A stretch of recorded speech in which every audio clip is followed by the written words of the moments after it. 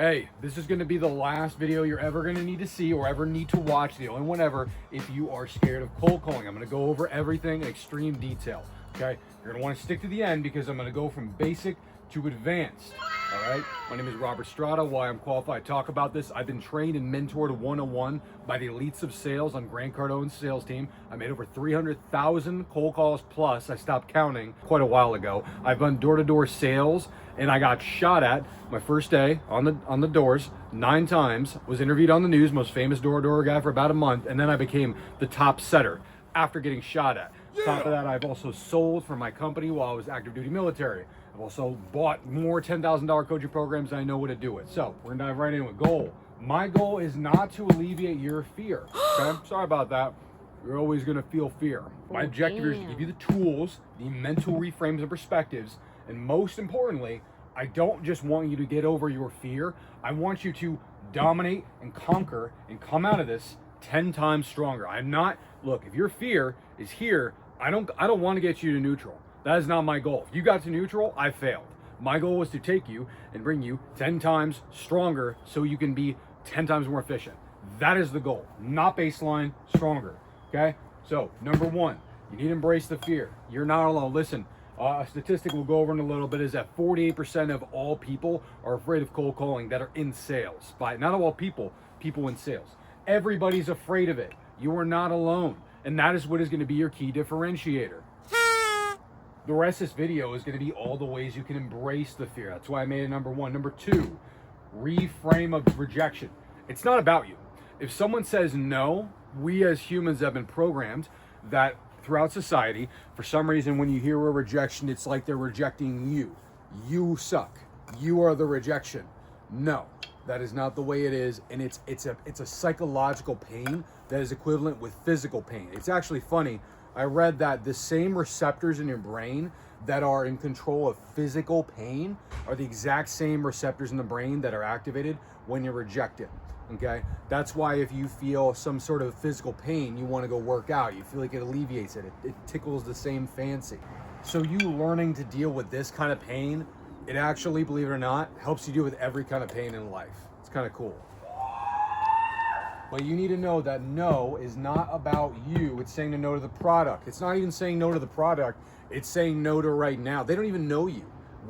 How can they say no to you? You're just a random guy on a phone. Who are they? The 3 is prepare like an athlete. Look, at the end of the day, you're still going to feel the fear, but if I have knowledge, if I'm going to a demo and I spend a couple minutes researching the company, that's great. If I spend all my time going over the script, what am I going to say? I need to know my stuff. That is going to help me be a little bit less afraid and more strong, more confident. Number 4, this is probably one of the most important things I'm going to talk about in the video. I didn't want to leave it for the advanced section. I brought it up first. Confidence comes from only comes from competence. Only comes from competence. Yeah. People always say that they want to fake it until they make it. True. You can create an alter ego. You can fake it until that's great. Okay. But at the end of the day, I'm only going to be confident if I'm competent. The way I get competent is I do lots and lots and lots of cold calls. I know the product. I know how to negotiate. I know how to close. I know the word tracks. All right. And number 5, it gets easier. I hate when people say that it doesn't get easier. You just get stronger. It's true, but it really does get easier. It really does. You get more smarter and you get more better at it and you get just more sophisticated all in all, and your receptors go down. Like it does get easier. I'll tell you a little story and I'm gonna get a little bit vulnerable. We're gonna go story time. You're gonna want to listen to this. It's a pretty good one. So I was in the Navy, and when I was in the Navy, I went from 300 pounds and I lost 100 pounds in about 6 to 12 months so I could do the Navy SEAL program. But when I went in, long story short, I got injured and I was in a wheelchair. Okay, like torn rotator cuff, torn chest, torn back, torn meniscus, femur stress fracture. I was all jacked up. I was in a wheelchair. I'm in my very early 20s. So, I mean, I was 21. I don't even know if I was old enough to drink yet. It might have not been. But I'm in a wheelchair, okay? Because I'm hurt from doing this thing that I really wanted to do. And I did all this crazy stuff. I got married. I have a wife. Here's what ends up happening on the story. My wife, I find out the first Christmas that I go home, I find out over Christmas, she's been cheating on me. She's been cheating on me and my best friend. I don't see the best friend. I don't see her during Christmas, but I find out because I meet her one time and she tells me, she's like, we're done. Great, thanks. Keep in mind, I'm in a wheelchair. I'm emotionally wrecked. I've lost the dream of my life. All this stuff's going on. I'm not dumping on you guys. I'm telling you this stuff for a reason. Okay. To add a little bit more details, just so you know how devastating this was, I go back and I'm hating on my friend. I'm no chill. I'm like, dude, you're a freaking Judas. You're a F. You're a this. You're a that. He goes, oh yeah, and he shoots me a picture. But look, I wanted to end it, right? So what ends up happening, the divorce took about 3 years, took like 2 or 3 years. I'm in divorce court. I'm doing cold calls the same day that I'm in divorce court. I remember going in, and you gotta realize when you go through all this like trauma at the same time of like my dream is lost, I'm a young kid that can't even lift weights anymore. I can't even lift my arm like up to here, and I lost the love of my life. It's not just like that, it's that all those emotions manifested themselves into one being that I haven't seen in years. And then I see the person in divorce court, and I'm like, whoa, bro, look at that. That's kind of wild. All those emotions came back, but they were like insanely less intense than they originally were. Okay, like insanely less intense. Like I was so happy because I'm like, dude, there's no way that I don't feel like really bad. And it was super exciting. I was like excited. I was like being myself. I'm like joking around with the security guards like 5 minutes later because they took my pocket knife. I'm talking to them about how my uncle used to be a senator. You know, I have an uncle who's a senator who got me out of a lot of trouble, right? I'm talking with them. They're like, oh yeah, we know him. Yeah. His name is Senator Bill Strada. You can look him up. Okay, but the point of me telling you that is that look, like life gets easier. Like at the end of the day, I don't feel even nearly. I did cold calls when I got home from divorce court, like the same day, and I did that as a point to prove to myself, like, dude, I can keep doing this. This is whatever. You guys probably hear that story. Like that explains everything. Yeah. Right. So number 6, gradual exposure, over and over again. At the end of the day, you're just getting 1% better. Compound effect. I'll do a link to the book, which is really amazing, called The Compound Effect. Obviously, it's the title. It's an amazing book that lets you know that, hey, look, if you are going to get 1% better every day, and it shows you different ways you could do it, you will become an expert or a master if you stick with it long enough. Most people, they don't stick with it long enough, and that's why they don't get good, and that's why they hate their life. Kobe Bryant was not the best. Okay, I have studied the heck out of Kobe Bryant, as most people, honest to gosh, should have. If I go into Google and I type in the word legend, his name comes up. Like, how is that even possible? His name is like synonymous with legend, and that's for a reason. It's because he was not born, we're using car analogies, a Ferrari. You got your LeBron James, who were just born, ready to rock. You got Shaquille O'Neal, ready to rock, born for basketball. Kobe Bryant had the mentality, okay, homie, you know what I'm going to do? I'm going to work whenever they're not working. It's a math equation. I'm going to put in more hours and work on more weaknesses that they're not willing to. And over time, during the long run, 1, 2, 3, 4, 5 years, I will dominate everybody. That is why when I look up when I look up the word legend on Google, Kobe Bryant's name comes up. That's the compound effect. Number 7 is you're focusing on the process, not the perfection. It's kind of very similar to number 6, but you're focusing on just getting better. I'm not focusing on, hey man, like I need to get a close, I'm really messing up. I'm focusing on the right things. Hey dude, you know what? During that call, I actually did a really good job on the injection handle. During that call, he said something, and then I responded back in a way that I was hoping I would, because I heard that in a training video. During that call, I actually didn't even feel perturbed at all, and normally that was a part where I would always get perturbed. I'd get less emotionally aroused, you know. I started getting pissed off. Number 8 is to get sold. You need to get sold on the product. You need to get sold on yourself. You need to sell yourself. You need to know why you're doing it, okay? Understand that at the end of the day, this is the most valuable, cold calling and sales is the most valuable skill set on earth. I made a video about that, why you should be proud to be in sales, and honest to God, if you need more motivation, I'll put a link to it at the end of the video.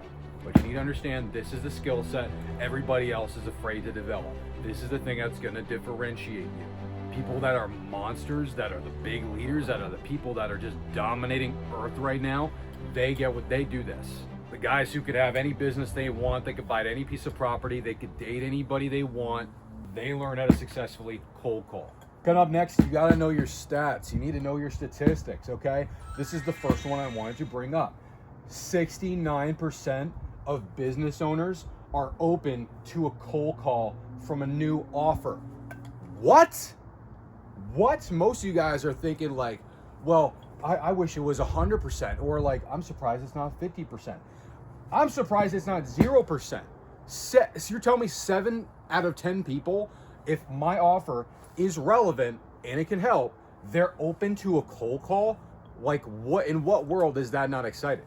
5, all right, and that is by the way, that's a statistic from Simply. That's where I cited it from. 5 to 12 touch points equal 80% of sales.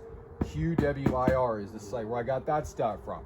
Okay, that's exciting. 5, 12 touch points. That means I gotta go quicker. I don't need to close them on this call. I just need to get more touch points. I need them to know me a little more. I gotta shoot them another text, another email, another voicemail. It's a math equation. I don't need to big brain it. Okay, 18 calls on average to connect with a buyer. All right, that is topo research. So what does that mean? You gotta call more, dude. You gotta get on the phone more. You can't be afraid. All right, but your average call, I mean, first of all, some of them are immediately gonna go to voicemail. If I dial 2 people, right? Let's say that every call is about, let's say, a minute. We're going on the long end, by the way, because it could be like shorter than that. But about calling one person, 2 calls, that's 1 minute, 30 seconds to get the voicemail. That means I connect with someone every 36 minutes on average. And that's not somebody, by the way. That's a buyer. I'm connecting with a buyer every 36 calls. It's not a gatekeeper. That's not a secretary. It's a buyer. All right. 82% of business buyers have accepted meetings because of cold calls. That's a statistic from close.com. Okay. 82% of people have accepted a meeting from a cold call. A cold call. They're accepting a meeting because of that. Can you imagine that? That's a pretty big stat. Anything that's even above 40%, if that statistic was 25%, I would be thrilled. That's 82%. Cold calls convert at 2.35%. This is a statistic from focusdigital.com. One sale, if we do the math on that, 2.35% of cold calls convert. One sale per 43 calls. So that means if we're going to magnify it, 2 to 3 sales per 100 calls. I call 100 people, I get 2 to 3 sales. Okay. If you're doing 100 calls a day, then you get 2 to 3 sales once you get good at cold calling. If your commission is $500 for a sale, right? Like, let's say it's $500, $250. I mean, you can make $1,500 in a day. You make that 5 times a week. I mean, what is that? 7.5 grand. Make double the annual American monthly salary in a week. 48% of salespeople are afraid of cold call, which I believe that statistic is BS, by the way. I think that everybody's afraid of cold call. I think if you find someone, they're like, woo, man, I can't wait to do that. If they're a psychopath like me, you should probably be pretty scared of that. Yeah. I think it's bullshit. So that is exciting though, because that means that I get the opportunity to be like, okay, great. I'm gonna use this as an opportunity to get ahead of everybody else who's too afraid to pick up that phone. Correct. And now we're gonna go into the advanced stuff. Hide your kids, hide your wife. This is the stuff that, like, we're getting real here. I'm not here to fluff you up. I'm here to make you successful. So I'm gonna tell you the truth on how people are successful at sales and at cold calls, and how I am, and how the greats that I learned from, not just me, I'm telling you that this is how the people that I talked to and have been mentored by have told me they became great. Okay, number 1, or actually number 9, stupid anger. They are pissed off at their situation in life, and anger is the thing that fuels them. I understand everybody's like, let it go, you don't need to be angry. Angry is time. Anger is a fantastic force when it is directed in the correct direction. Okay, who are the most laziest, most POS sales guys ever? It's the people that when I talk to them, it's like, hey, what's your goal? Oh, I want to retire my mom. Oh, I want to get her a house. Oh, I want to get a car. They have like weak monetary goals, but there's like zero fire in them, and I could smell it from a mile away. That's why, like, what pisses me off a lot is when people talk about know your why. You do need to know your why, and I'm a big proponent of that. And I write my goals down daily, and I also have a why statement and all. I have all that stuff. But at the end of the day, I'm more pissed off than I am motivated by my goals, to be fully transparent. At least absolutely at the beginning of sales, you get to a point where it's like, okay, now I'm operating with good emotions. Now I have a foundation built, but the foundation, it's built by bodies. That foundation that I'm stepping on is bodies and anger and testosterone, okay? Everybody's all like, dude, just like write down your why, man. Like, happy go lucky, dude. Like, just plant some flowers, bro. Put on your thing. Put on your Hawaiian little flower thing. No, homie, go work at customer service. Go to the HR department. That's where they do that at customer development rep. They do that in HR. They don't do that in sales, homie. That ain't what the greats do. Okay. Number 10. Fear is energy. I am happy when I feel fear. I get excited because when we go over this number 11 too, it's energy. It's energy. Do you understand? If it is a force that I can guide in any direction I want. The only thing that I'm worried about is that fear is the automatic response. I could turn it into whatever I want. I could turn fear into anger. I could turn fear into sadness. I could turn fear into optimism, positivity, excitement. Dude, I'm excited to go into this call, man. I'm excited. Let's freaking go, dude. I could turn fear into competitive energy. Dude, I'm gonna freaking steal that guy's soul. He thinks he's the first, and I'm gonna steal his soul. He thinks he's so good. I'm gonna be the top cold caller. I'm gonna be the top sales. Okay, if I don't feel fear and I'm just walking around, the office, yeah, whatever. I mean, I don't really care if he buys, like, whatever. All right, I'll call him. Sure, cool. What's up, man? You wanna buy the product? No? Okay, cool. Whatever. Do you want to be that guy? No, dude. No. The people that win, they have emotions. Fear is an emotion. Emotion you can use. You can direct it in any avenue that you want, which is really exciting when we talk about number 11. All right, here's my skydiving or flight example. Let's say you got two guys. They both go and they fly in two separate helicopters. Okay, you have one person that goes in the helicopter and they are scared, S-less. They literally think they're gonna die. All right, they are like sending texts to their wife, like, listen, this is my eulogy. Make sure you got my will. Okay, that's guy number 1. Okay, guy number 2. Guy number 2 could not care less. Yawning when he gets on the helicopter. Whatever, dude. Like, let me just get this over with. When he flies up, he's checking his grocery list. All right, let me see. I gotta get the gluten-free omelet. I gotta get the freaking potatoes. I gotta buy that. Oh, that's great. Okay. Guy number 2, again, he's flying off. He's shooting his will to like 20 different people. He's saying I love you text to the kids. And then he lands. When he lands, he feels like he accomplished something. Something happened. He got through it. Guy number 2 gets off. He just goes, he barely even remembers the event. It was a non-event for him. He doesn't really care either way. Which one of those 2 people do you think is going to be a flight instructor? Do you think it's going to be person 1 that was scared or person 2 that didn't care less? Bing, ding, ding. If you want to pause the video and make a guess, whatever, it's going to be person 1 because they're more emotions were engaged. And this is the beauty of anything in life that has huge ups and huge downs. If you have the ability to hate something and be really scared by it, you have the ability to love it like nothing else. If it doesn't give you those ups and downs, it means you can't love it. And that's something to be extremely excited about when you have something that causes you a lot of fear or you're just really hate it at first.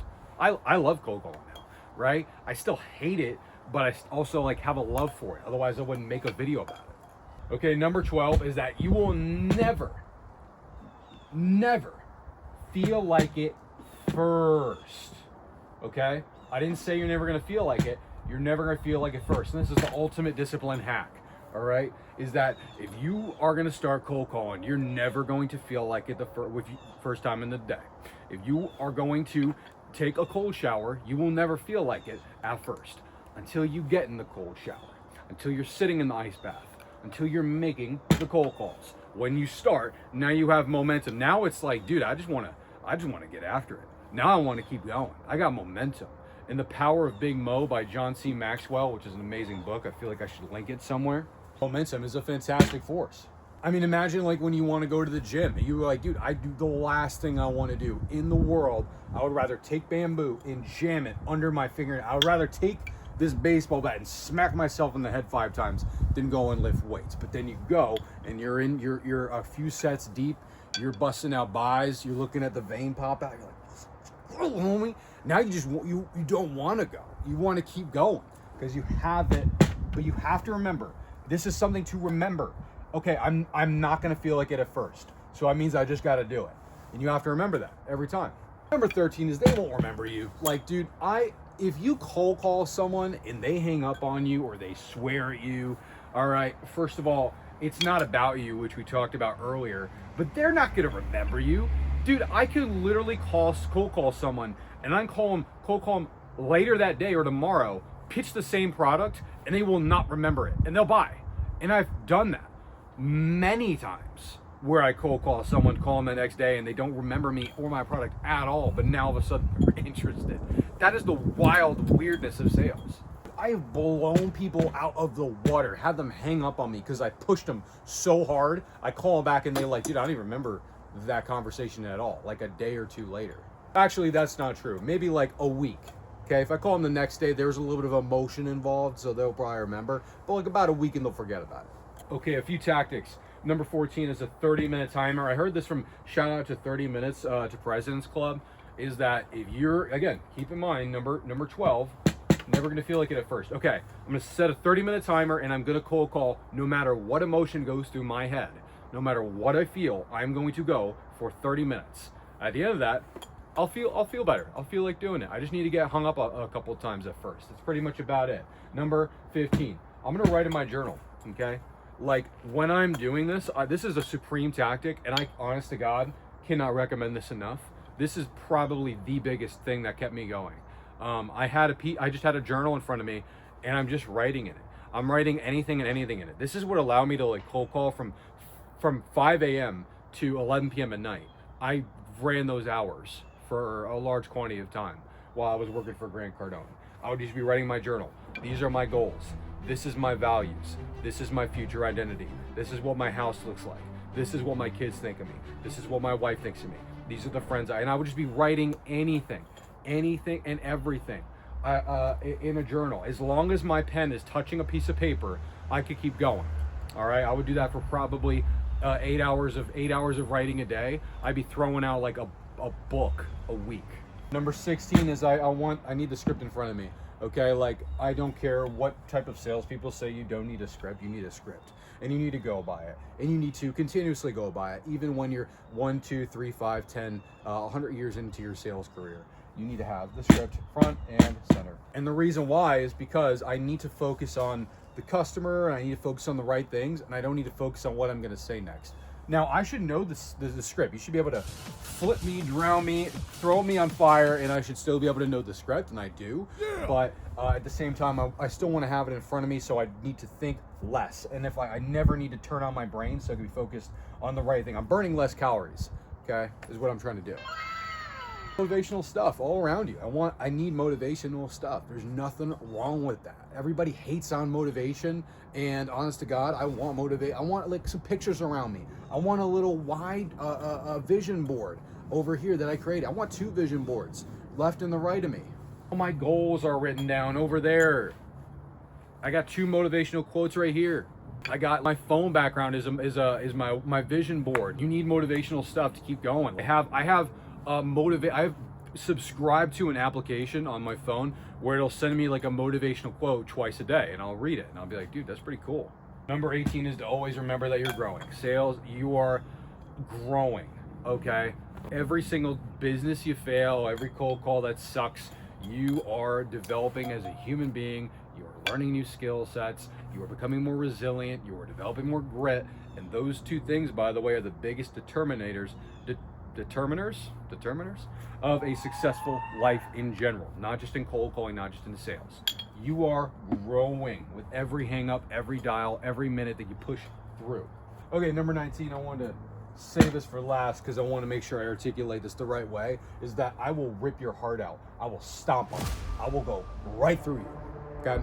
And I wanted to think of my idols because I've actually heard, believe it or not, a very similar quote to this said by many idols of mine that you've heard of, okay? And I want to use people that I heard say it who are not very controversial. Let's start with The Rock, Dwayne "The Rock" Johnson. I'm pretty sure you guys ever heard of that guy before? I mean, you might have heard him once or twice. He has a couple of speeches where he says, if anybody gets in my way, I will run right through them. Anybody gets in my way of life or of business, I will throw them out of my way. I will push right through them, okay? Another couple, listen, Will Smith, man, look, at the end of the day, I don't know what's going on with all that stuff, but he is one of the hardest workers that still I've ever met. All right, you don't want to use Will Smith, him saying that. How about Kevin Hart? Anybody that gets in my way, I'm gonna bulldoze them. The people are like so worried. They're like, what if I offend somebody? This is what I'm talking about, where you transfer the fear into anger, because now I'm thinking, dude, I need to get to my goals. I'm pissed I'm not at my goals right now. I'm actively upset that I'm not where I want to be in life. And so look, if someone's like, hey dude, look, I don't know if I'm really that interested. So okay, dude, click, bye. I don't even need you to explain it. Next, put him on the do not call list. His buying percentage possibility drop below 50%. I got a violent sense of urgency, baby. So we gotta rock and roll. Okay, and this is why I got to be careful with my verbiage of how I like I can't say things like step on throats, okay? Because I'm worried about YouTube. So you got to get that fire in you. You got to have that fire in you. I am really upset that I'm not at my goals, and I will go through anybody to get my goals. I'm gonna get what's right by mine, and guess what? You need the product anyway, so you're gonna get it. So listen, this is gonna be a part of the whole cold calling playlist and whole series. So if you liked Honest Abe and Bob Ross, you need to click this video, because this is just the first part, which is getting past your fear. But you need tactics, you need scripts. So you got to click this series here as well. Thank you so much to everybody. Thank you to my mentors. I'd be nothing without you. I am nothing by myself. And please leave a comment. I will help you out. I will help you out with anything you need, and subscribe.